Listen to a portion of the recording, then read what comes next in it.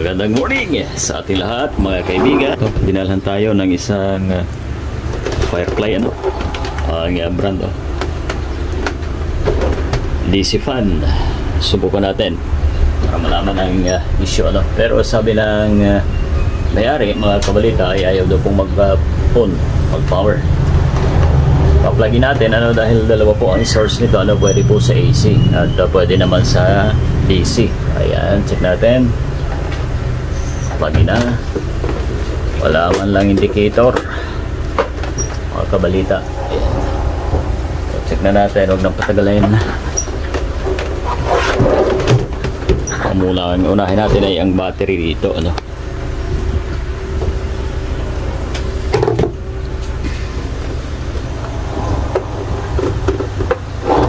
madalas na issue nito yung dun sa pag-charge mga kaibigan. Kaya kung meron kayo nito sa bahay ay ingatan po natin. Yan. So dalawa ang lagayan ng battery pero isa lang ang andito.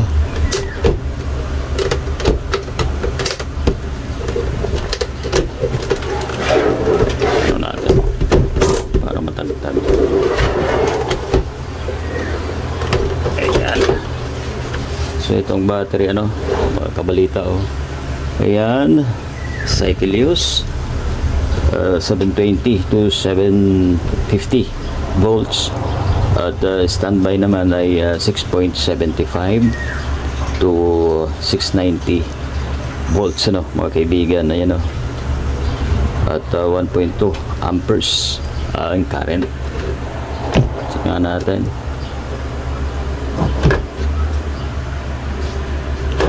Tayo.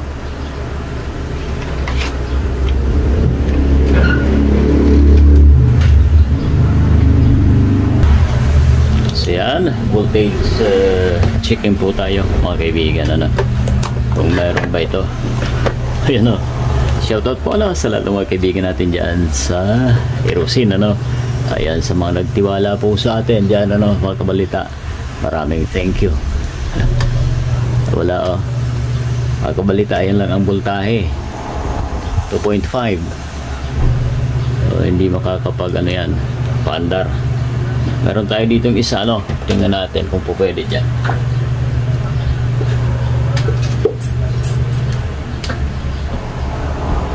Eto ang isa, check natin. 6 point standby is parehas. It's then 1.2 amperes mga kaibigan.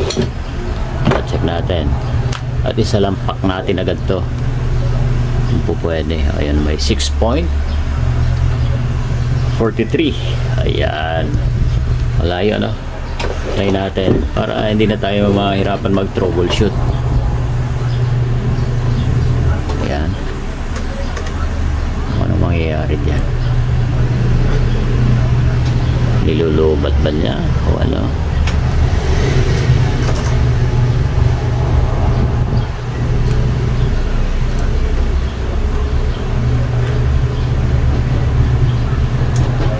try natin.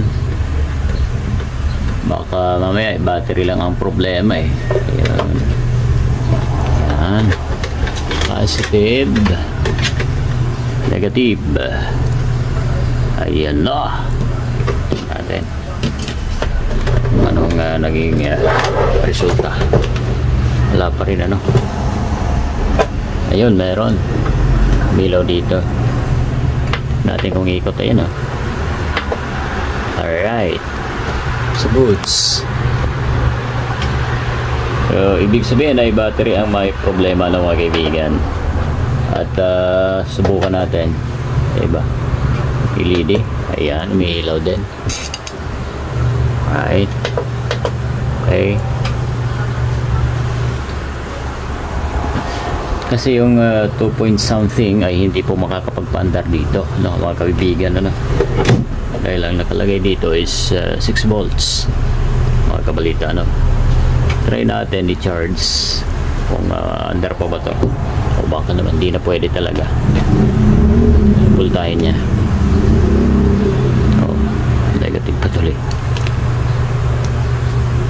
6.5. Wala to. Ibabad natin ng konti, tapos balikan natin ang video. Kasi ayan ang gumagana naman doon sa isang battery natin, mga kabalita, no? Okay. Tanggalin muna natin yung ating battery. Galing to doon sa solar fan, ano?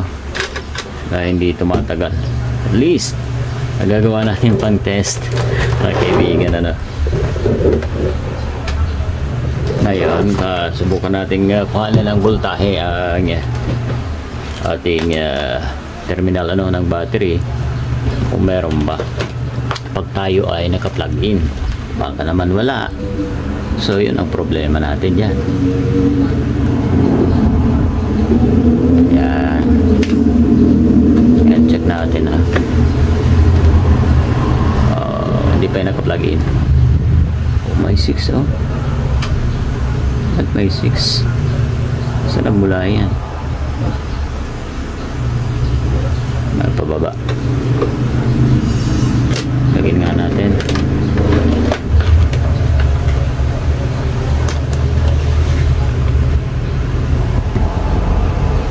Yan, 6.8. So, hindi siya bumababa. Ibig sabihin may voltahe papunta sa ating battery, ano, mga kaibigan. Ayan, o, 6.8. Bakit ayaw mag-charge ng battery natin pag tinagay? Diba? Ganun lang kasimple yan. Pagka di pa rin ito nag-charge, babad natin mga 1 hour. Pagka wala pa rin, ibig sabihin wala na ang battery.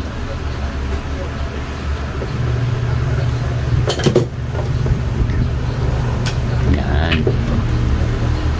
Kasi ito ay 2.5 lamang, ano. Natin na yan.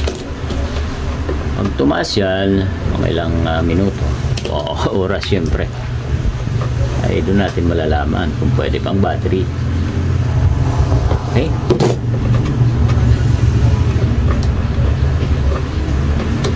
Ayan.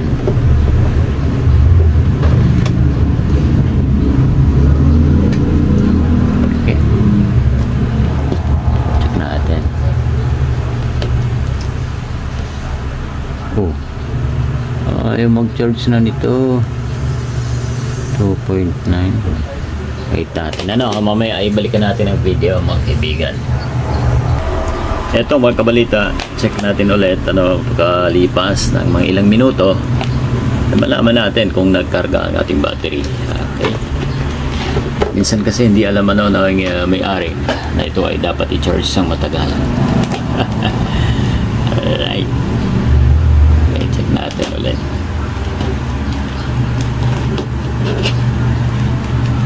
Nakalagay naman po yan dyan sa service manual, mga kaibigan, ng ating mga dapat gawin. Ang gagawin na lang natin dito, mga kaibigan, pabalikan ng video ulit, pagka yan ay na full charge, umabot na yung 6, at mag-race natin na mabilis lumubad, ibig sabihin ay palitan na po ang battery. Pero pagka hindi naman na full charge po natin ang battery niya, ay okay pa yan, mga kaibigan. Okay? Alright, so yan po. Sa mga mayroon po nito sa inyong bahay, yung DC pa na ganito, Firefly, yan, bra. Kabalita, matapos halos isang oras, check natin kung nag-charge. 3.0 kawin, ayan ang multimeter natin.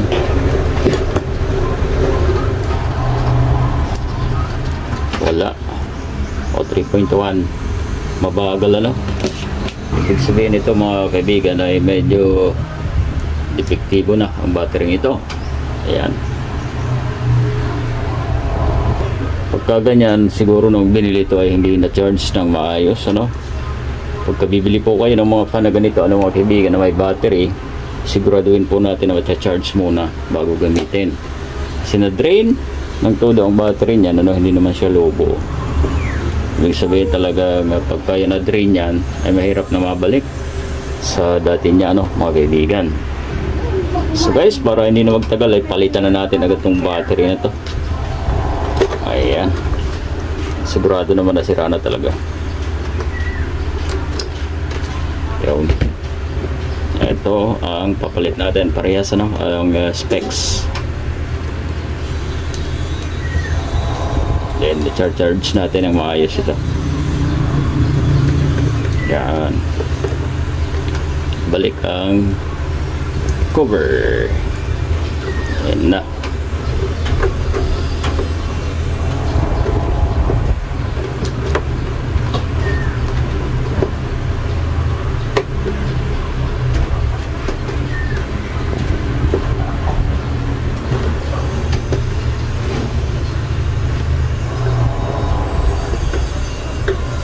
Yan.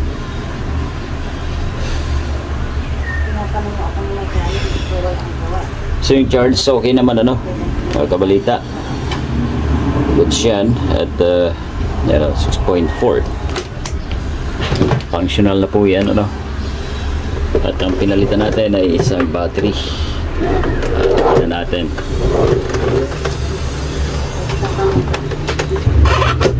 Yan. Okay na. Try natin ulit.